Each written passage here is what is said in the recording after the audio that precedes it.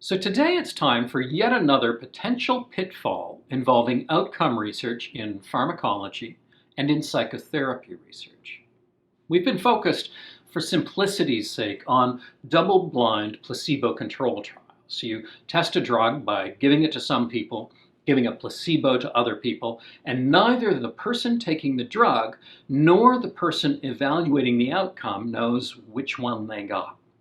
I've covered some of the problems that can come up with this, and I'll cover more in future posts. But let's imagine that we correct for all of those problems that I've talked about so far. The studies are perfect and flawlessly done. Could we still run into trouble? Well, yes. What do we tell physicians?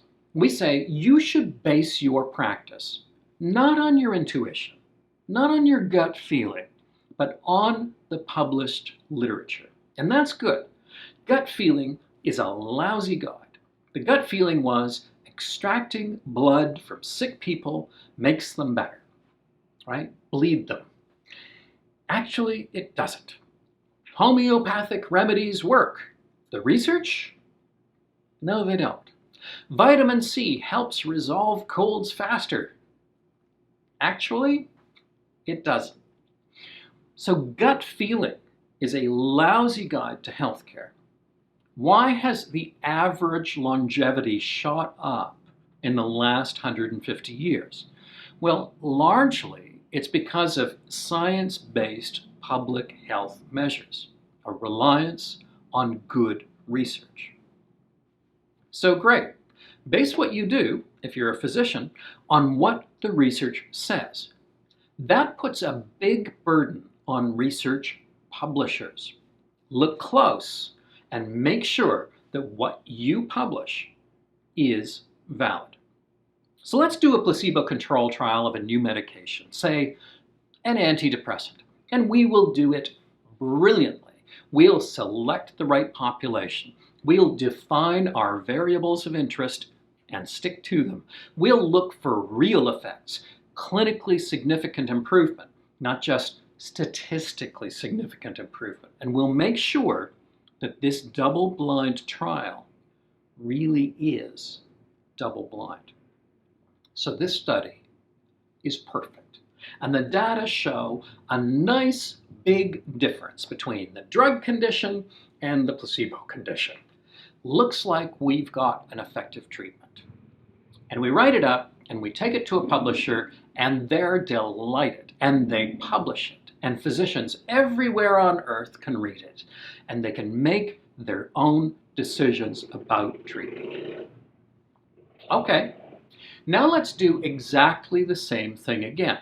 Perfect study, same drug, different research group, and the result? Negative. There's no big difference between the drug and the placebo groups. This study is making this drug look like a dud. So let's say we take it to the company who just spent hundreds of millions of dollars developing the drug to this point. And they're the ones who funded the study. And in order to get a dime of that money back, they have to be able to sell the drug. And the FDA, the Food and Drug Administration, says, look, we need to see 3 positive trials to show that this thing works. Then you get your approval. Where exactly is the incentive for the company to publish our negative study? It's so tempting to say, oh, very nice, thank you so much, we'll think about publishing, and never quite get around to it. But maybe they say, fine, whatever, submit it anyway. So we write it up, we submit it for publication, and it gets turned down. Why? You got a dud study. We want to publish important advances in medicine, saying, hey, we've got a chemical that doesn't actually do anything, is not an important advance. So we're not interested. Let's have 8 more research groups do similar studies. 4 of them indicate that the drug works. 4 of them can't find any difference. So now we've got 5 yeses and 5 nothings. But the positive trials get published and the negative ones don't. So the doctors out there are supposed to look at the published literature. What do they see? 5 studies.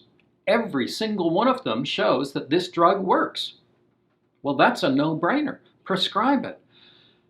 In this case, in our imagined example, they have never seen the negative trials because they were never published. Take a friend of yours, give him a coin and send him behind a curtain. Get him to flip it over and over and over again. And have another friend listening to his results. Every time it comes up heads, he says, heads. Every time it comes up tails, he keeps his mouth shut. Your other friend doesn't even know that he's flipped it. All she hears is heads, heads, heads. What's she going to think? Well, the coin always sounds like it's coming up heads. It must be weighted on one side. But it isn't. It's a perfectly normal coin. Run the same study over and over and over again and only report the times when it comes back with the results you want.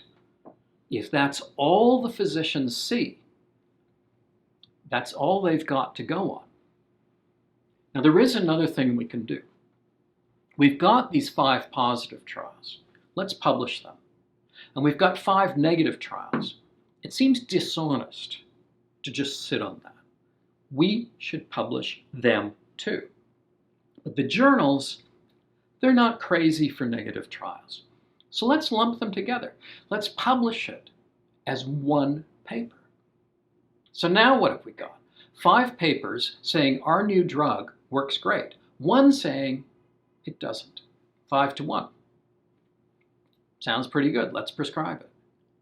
Now maybe this all sounds so basic, it can't actually happen.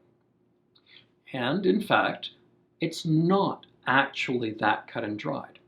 But let's take a look at a study by Eric Turner, Matthews, Linardatos, Tell, and Rosenthal, published in the New England Journal of Medicine in 2008. They realized something. Review articles try to get a sense of the general state of research on a question by looking at the existing published literature. So if there are 20 published studies, they gather them together and report on the strengths, the weaknesses, and the outcomes. And if you do that with antidepressant medications, it's not the most stellar picture, but it's pretty good. The vast majority of studies say, this drug, it's pretty good and it's better than placebo. It ain't perfect, doesn't work for everybody, but it's pretty good. But that's the published literature. What about those studies that were well done, but never got published? Well, there's a secret. The Food and Drug Administration is not staffed with complete dummies. They know there are studies that never see the light of day. So when a drug is being evaluated, they say, look, give us the works, right? Published and unpublished. We want to see it all. So FDA records show all the studies. Turner and colleagues sought out the FDA registered trials on 12 different antidepressants. There were 74 studies in all. 38 of those studies had positive results. 36 of them had negative or pretty questionable results. So about 51.4% of all trials indicated that these antidepressants were pretty effective. Almost as many found they weren't so great. Of the 38 positive trials, 37 of them were published. 1 wasn't. That's 97.4% of them. Of the 36 questionable or negative trials, 14 of them were published. That's 38.9%.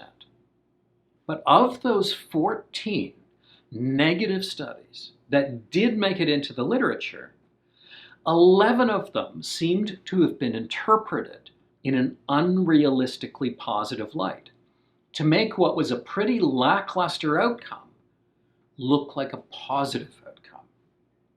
So in 78.6% of cases, a reader who wasn't paying attention might see a positive outcome when there wasn't one. So you're a physician. You're doing your best for your patients, and you're dutiful. So you look at the literature, right? You don't see 74 studies. You see 51 studies. And you don't see a 48.6 rate of negative findings. No matter how closely you read, you see a 27.4% rate. And if you're like most people who trust that the data are being interpreted properly for you, you see only 3 studies out of 51 where it's clearly shown that the drug was not that helpful. That's 5.9%. The other 94.1% of published trials look pretty good. Now, the problem that I'm talking about isn't, for the most part, about fraud. It's about a system that favors positive results over negative ones and winds up filtering the information that should be getting to doctors in an unbiased way. There's little question that clinical decision-making is being distorted because the docs do not have access to all the data. Now, the field knows this and recognizes this as a big problem. And so corrective measures are being proposed and in some cases implemented. And they're not that difficult, really. Let's not oversimplify too much, as if I haven't already, but the idea is pretty easy. If you're going to do a drug trial, great. You declare it in advance, and you pledge that you're going to publish it regardless of how the results turn out. And maybe the journal pre-reviews the study and says, yes, we will publish this no matter what. And if you don't declare it in advance, respectable journals will not take it. You have to declare first, then go get your data. This is so simple, and it was agreed to by major journals years ago. But agreement and actual practice are 2 different things. And many journals continue to publish undeclared studies. So the solution is there. The problem is there. All we need to do is match them up. For more information about this issue, I recommend looking at alltrials.net, an organization basically tattling on major journals that publish undeclared studies. You can also follow the work of physician Ben Goldacre, who is pushing for this basic and essential reform of medical science. Now, I've been focusing here on pharmaceutical research partly because that's what All Trials does. But exactly the same problems of research bias and selective reporting takes place in my field of psychology and psychotherapy outcome. There's a lot of people out there doing great work, but it's important that if we really want to understand the effectiveness of what we do, we have to see the field clearly. We can't be standing around with the same dog poop on our shoes and laugh at the pharmacists. That's not fair. We need to publish all of our trials too, the ones that support what we do and the ones that don't. If you like some of these ideas, my book, How to Be Miserable, 40 Strategies You Already Use, is available from any bookseller, online or in person.